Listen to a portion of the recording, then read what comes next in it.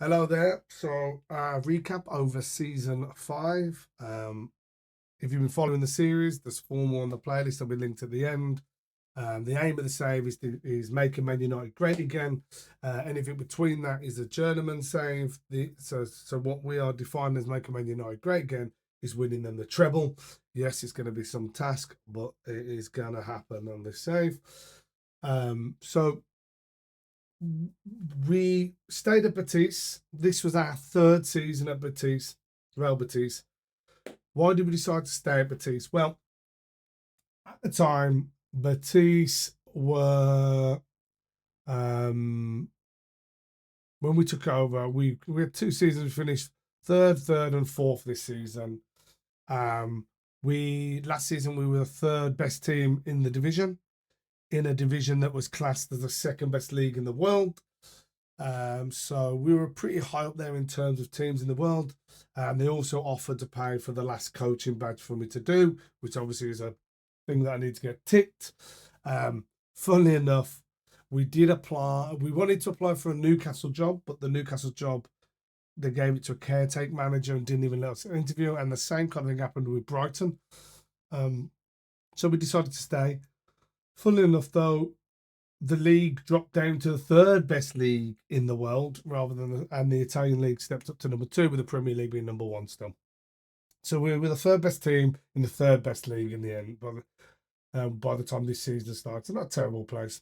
Anyway, so we had some work to do. So let's talk about transfers.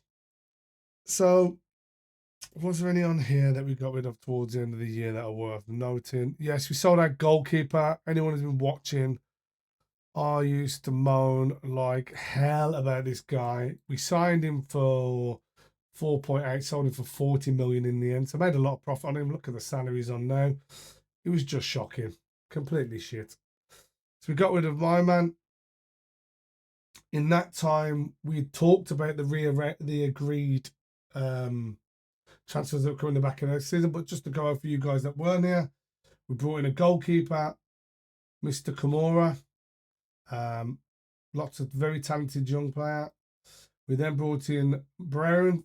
Anyone who follows me will know that I love South African. I'm a big believer in them. You can get them cheap and make lots of money and also get good players. I also $500,000 around the price you want to be paying for someone that's got a lot of talent. And this guy literally fits the bill. $500,000, loads of talent, and worst case scenario, sell him and make loads of money, right? I couldn't play him this season because I didn't give him a high enough contract because I'm a donut. Liu Jianhong, one of China's great up and coming superstars. We managed to sign him. We didn't pay a lot of money, so we paid 3 million for him. And actually, he's got a lot of regular starts for us. He ended up playing 36 and 4 sub appearances. And Marko Vidovic, who we retrained to be able to play on the left back as well as the right back, and we're also training him to be the left wing back as well as the right wing back. And he's done reasonably well for us. I think I don't like about him his height. Obviously, he can lose a bit of the aerial ability there. But that's the ones back into that season, crossing over into this season. Then when we move forward, we were kind of thinking, right, Kiki Top got us 40 goals last season. He was our main guy. But we need someone to give him a bit of a hand. So we signed up Mr. Rodriguez. 6'4". He's just like Kiki Top, just a bit more class, just a little bit more class to him. Then we signed. So what we actually started to find in the early pre-seasons, the goalkeeper that we talked about, Mr. Kimura, because he's young, he's making some mistakes. So we decided we need to get someone else in. So we signed Ernst. Now, Ernst is a little bit better. He's a little bit bigger. I don't know if I say better. He's just a little bit bigger. He's got a bit more aerial reach. So we signed him. The plan was to play him for this season, then sell him. So, we only paid 18, so we can sell him for a profit. Then we'll start playing Kimura this season. We lost a couple of defenders, right? So we had to start to replace one of those defenders. So we brought in Andreas. And Andreas he's played since he's been with. Oh no, sorry, got that wrong. We'll come back to that. That's in January. I wonder why that was weird. I was talking about. Ignore me there. Sorry, guys. So who did we get rid of? We got rid of Kumbedi. Sal Kumbedi. Everyone knows we had him in the Marseille save on 23. Fortunately, we just couldn't find a slot for him really in this team, so we just thought we'd get rid of him. Again, we signed him for 3.5 mil. We 5 mil, so we signed him 3.5. It wasn't a massive loss. We also sold Alex Robertson. Again, someone that we signed on a free. Signed for 8.5. Big dubs, covers the loss on Kumbedi. Then obviously these are a lot of loans that we did out. So that's really the business in the summer. It wasn't lots of business, but it was enough to kind of move us to that next level. So the matches that, and then we're going to talk about injuries. So injuries, as we just click on the medical hub while we're talking about it, but the ones that I wanted to highlight, Lopez, who is one of our stars that we signed, Santiago Lopez, absolutely phenomenal player for us. But he was out for 3 weeks during the summer, from summer transfer to winter transfer. He was out for 3 weeks. Big P, where is he? He was out for 3 weeks as well. This is our young, upcoming star centre back, who I think is going to be the best centre back in the world. He's 6'6". He was out for 3 weeks, and then the Chinese superstar Liu Jianhong was also out for 3 weeks. So we had 9 weeks of injury with 3 starting players being out, which is obviously has an impact. Missed quite a few games. So then I wanted to take you through, as I always do, 3 games. We'll watch the goals. We'll look at the stats. I'll give you my thoughts and opinions, and we'll move forward from there. So the first game I wanted to give you guys was us beating Real Madrid 3-1. So we'll watch the game, look at the stats afterwards. We'll watch the goal, sorry, and we'll watch the stats afterwards, and we will discuss them. Let's have a little look.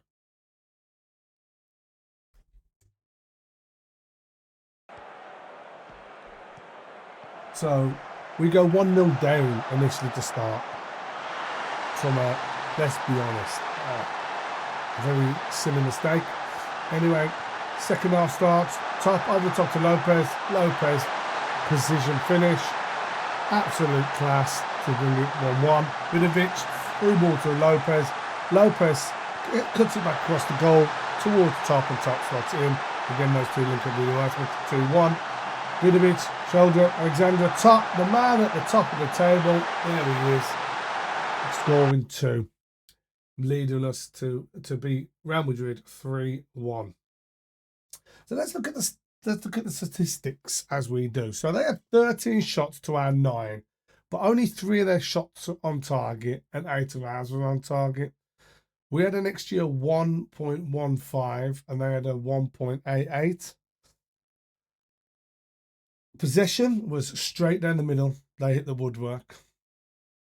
Right? We had more free kicks and corners than them. Our average rating was higher, and we had more heavy sprints. High intensity sprints, sorry.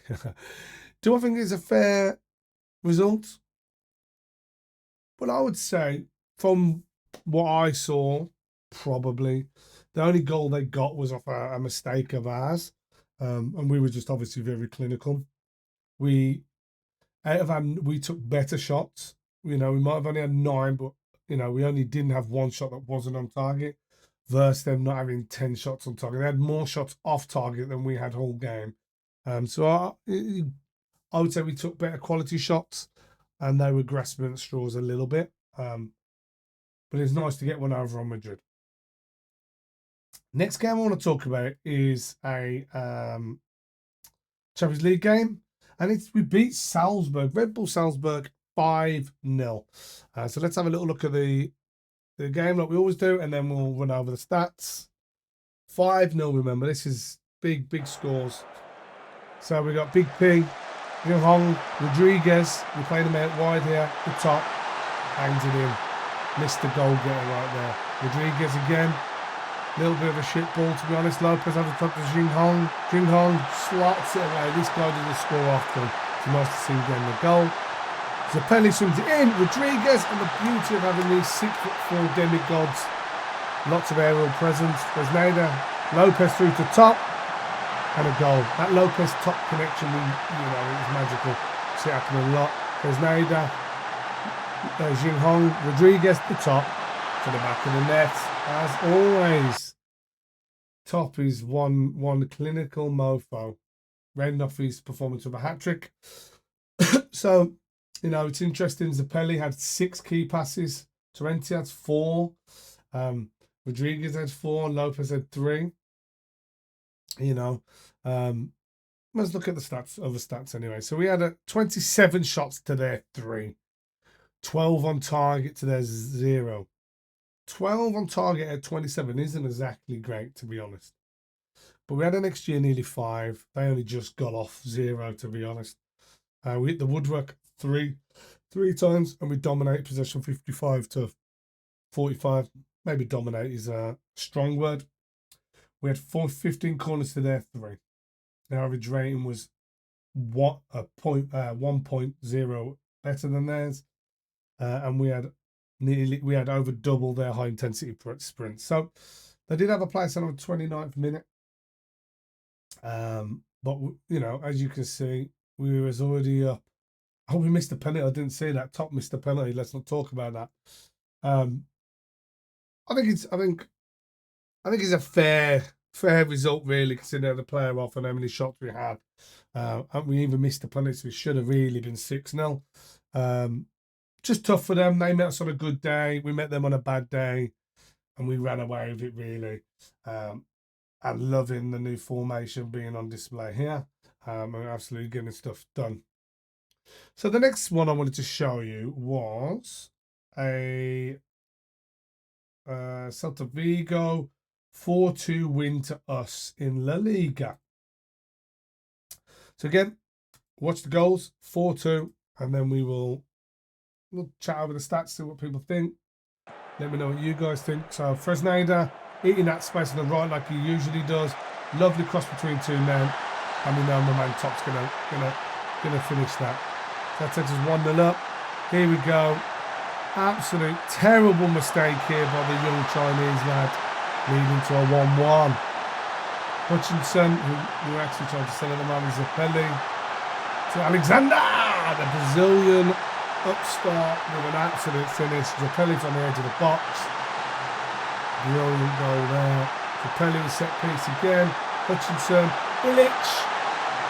Absolutely clinical there. Betty, as always, your player, let yourself ask to come and have a little influence on the game when you play against them, because that's what FM loves to do. Anyway, 4-2. Let's look at the stats. We had 22 shots to their 8. We had 13 on target to their 4. We had an XG of over 2.5, and they didn't even have 1.5. We hit the woodwork 3 times. We had a possession of 52 to 48. Just off those stats alone, I personally don't believe they should have had 2 goals. 1 goal, I think, would have been fair. I think, obviously, we quite clearly made a mistake that led to a goal, the young Chinese lad. Our average rating was just over 7. Theirs was just over 6.5. And we just beat them in high-intensity sprints. I think it's fair. Zappelli, obviously, absolutely shining. Running the most on the... Oh, not quite the most on the pitch for us now. He's one of the most... 8 key passes, assists, Sheldrick with 4 key passes. The guy's doing absolute bits. So, nice result. So, that was lovely. That was the Vigo game, wasn't it? So, as you can see, all the way up to this Vigo game, we were flying high and lovely. We swapped formation. Look. Just didn't lose. We just didn't lose.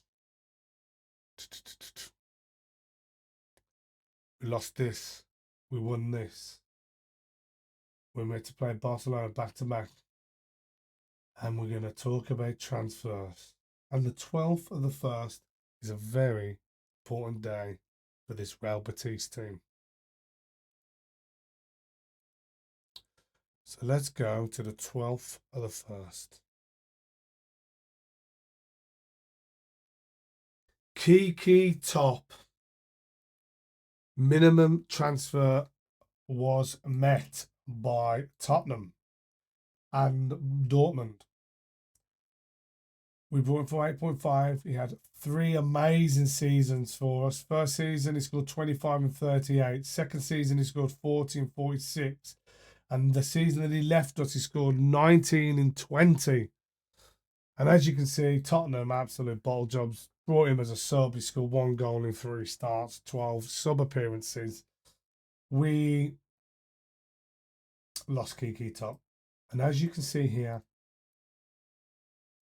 we definitely started to notice and take on a few more L's.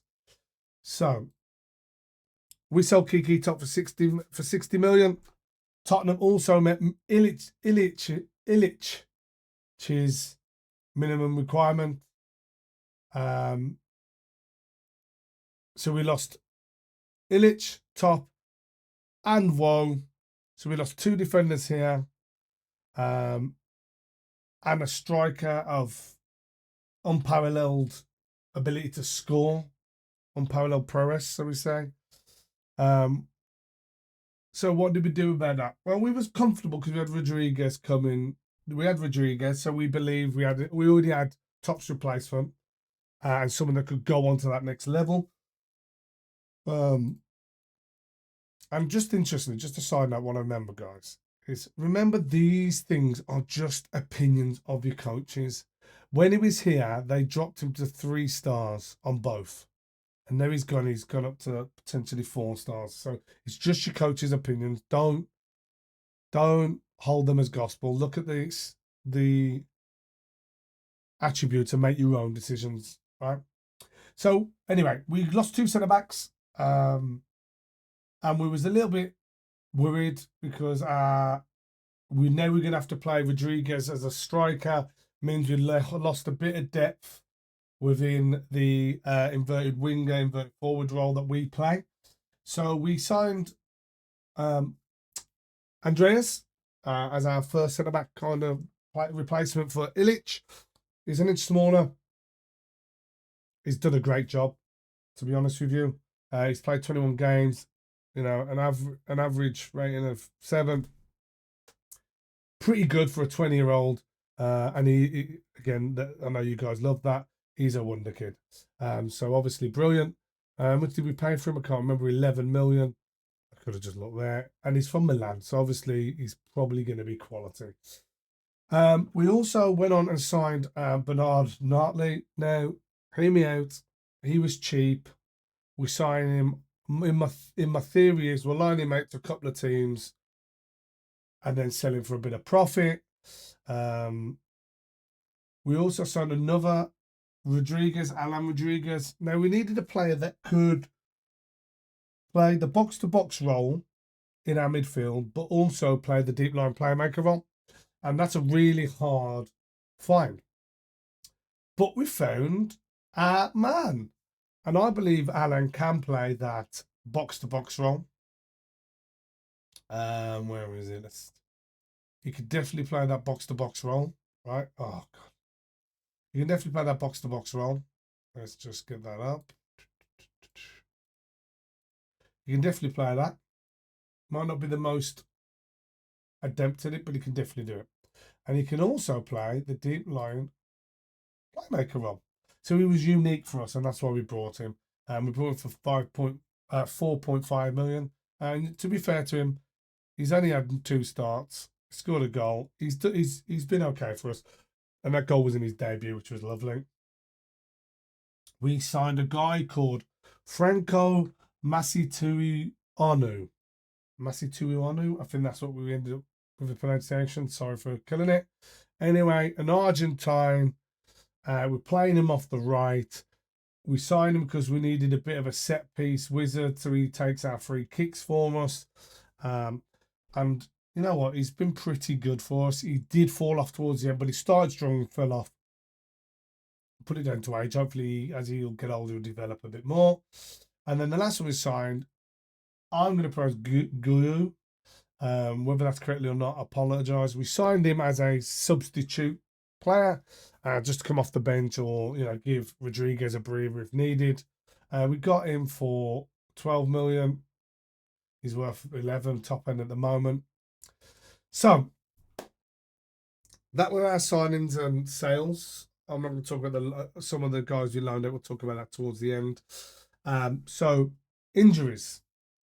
As soon as we sold Top, I've got to show you this. So we sold Top on the 1st of the 12th of the 1st, didn't we, right? Where is it? 12th of the 1st. 12th of the 1st. Where is... So we sold him on the 12th of the 1st. 2 weeks later, Alvaro Rodriguez, major sprained knee ligament, 6 weeks. So 2 weeks after we sold him, we lose our main striker for 6 weeks in total. As you can imagine, that was heartbreaking. But not only did we lose Rodriguez for 6 weeks, we also lost Lopez 5 days before that for 3 weeks. So we lost 2 of our talismans up top for some time. Lopez then got injured later on in the season for a further 4 weeks. So as you can tell, we had quite a few. They're the main injuries I wanted to highlight in the winter bit of the season, which was just awful. So now I'm going to take you through the games that we do. So we've got 3 games that we're going to watch again. We are going to watch the 3-4 loss to Mallorca in the quarterfinal of the Copa del Rey Cup. So as always, we'll watch the goals and then we'll look at the stats. And you guys tell me what you think. So we go 1-0 up with a penalty from Skeldrup. Anyway, great interception there by Nestor Rancuna. Skeldrup there. Takes us 2-0 up. Here they go, bringing it 2-1. Pretty lax defending there, if I'm honest. They bring it to 2-2 here, do they? Yes, they must do. Look at this space given. What is Ernst doing there? I know it's a quality finish, but come on, Ernst. And there we go, as we mentioned earlier, set piece guy, Mastu Wanu. Earning his bread and butter there. They bring it back to 3-3. Oof. 3-3 in the 89th minute. First half of extra time. The boy absolutely rockets it. Top bins. We lose 4-3 in extra time, with them getting a last minute equaliser in the 89th minute to get it to extra time. So we had 25 shots to their 9, 10 on target to their 7. We have an XG of 4. They have an XG of 1.38. We hit the woodwork 3 times. We had more possession than them. Our average rating was lower than them. We had quite a few more high intensity sprints than them. Do I think this is a fair result? Do I bollocks? We're the ones with the XG of basically 4 and only have 3 goals. They have an XG of nearly 1 and have 4 goals. As I always say, that is Classic FM, not the radio station. Sometimes FM just wants you to lose and you just have to accept it. It's tough because I would have liked to got through to the semis, but it is what it is. Next game I wanted to show you was against Sevilla. And we beat them 5-2. I'm going to go over that. And then we'll look at stats again. Alvaro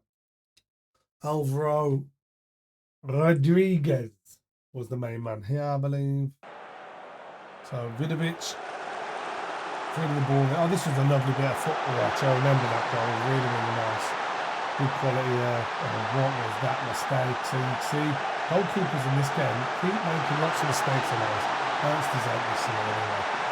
Right, so we go 1-0 up. Rodriguez there with a bit of personal football. Great interception. Takes it all the way down to the halfway line and finishes the lovely clinical finish. That was a great goal there, Rodriguez. Oh, what a beautiful bit of football that was. That's 3-1 right. This takes it to 3-2, I believe. I've got that right. It's 2 more goals out. Vivashenko swings the ball in. And the young lad, the young Argentine there, just to seal the deal. Here we are, Lopez, the young Argentine. Lovely ball over the top to Rodriguez. And Rodriguez slots it on. Absolute masterclass there by Rodriguez. And Mastuiwanu, unbelievable too. 2 assists, 3 key passes. Zapelli, 1 assist, 2. And Vivashenko 1 and 1. We had 11 to their 6, 7 to their 2. XG of 2.5 to their not even 1.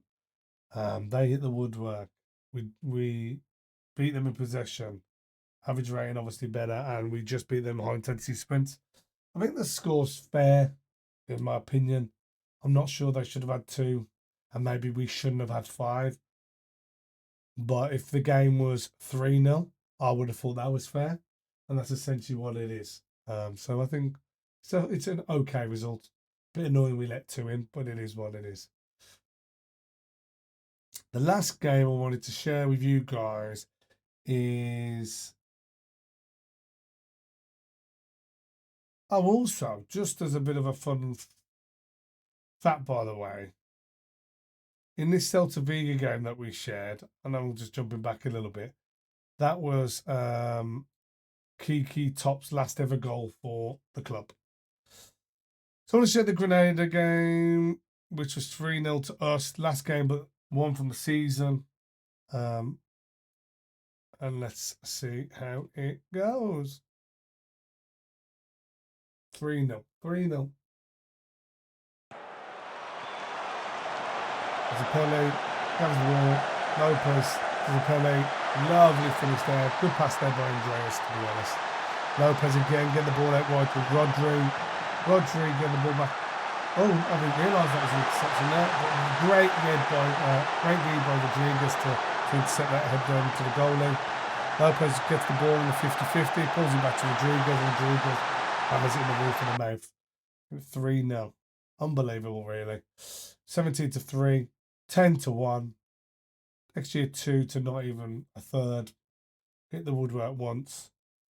60-40 possession. I think it's safe to say we dominated them, and the score reflects that. I think anything other than a 3-0 probably would be unfair to us and to them. So we've gone through transfers that happened in the summer, transfers that happened in the winter, and now I want to talk about the transfers that are already kind of lined up for next season. So, long story short, I love a South African player. We've signed this guy now. We don't think he's going to be a star for 1 second. He was on a free, 6'4". I think he's going to be a solid goalkeeper for our lower tier teams at the club. And he's never going to cost us too much money, which is part of the reason for signing him. And also it'll help build the quality of players around South Africa, as we like to do that anyway. As you know, we lost a defender. So we've signed a new defender called Daniel Madankos, a Portuguese fella. He is 6'3", brilliant tackling, brilliant marking, brilliant mentals, brilliant physicals. He's going to be an absolute star for us. And we're going to actually, funnily enough, I think we're going to try and play him in the libero role on support. We know he can't dribble and we know he lacks teamwork. We're just going to try him out there, see how he develops. But I think he might be okay. But we'll go from there. We've also signed Idan Diop. Now, again, not someone we think is going to be a world breaker, but for the money, which was a grand total of nothing, we want to sign him, keep him for a season, maybe loan him out, and then sell him, make some money on these players, all about that money. And as you know, we went through a bit of striker trouble, and Guyu wasn't really cutting it. So we have signed a new upstart, David Pinardo.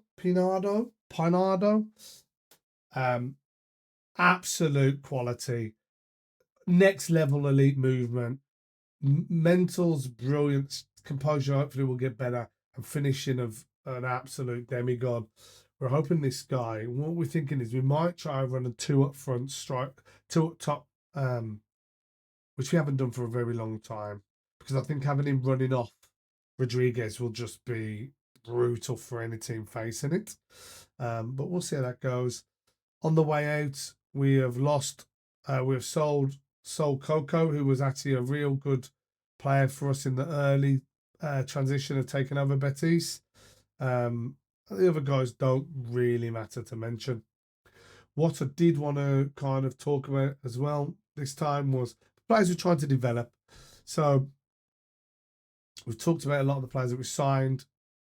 Kamara, hopefully we're going to start playing him as our first team goalkeeper. He's 21 years of age.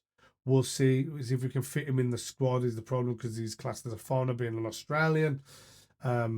Sebastian Rico, we've talked about him lots of times. He's 6'7", great potential. He's got all the right stats in the right places. Just can we make it work? We'll see. I might loan him out again. I think he's only going to be 18. Yeah, he's 18, so I might loan him out one more year, getting that experience. Another guy that we're trying to progress is obviously Brown, who we spoke about, a young South African lad. Lots of good stats in there, but he's also lacking some in some places that are vital. Like his marking, his tackling, his positioning off ball aren't great. But he's only 19. And then the last but not least one that I really want to probably talk through is Carlos. Carlos is a regen from the youth academy. As you can see, he has got potential, a lot of potential. He's only 18, and he has done remarkably well for them. So we loaned him there twice. Loaned him there.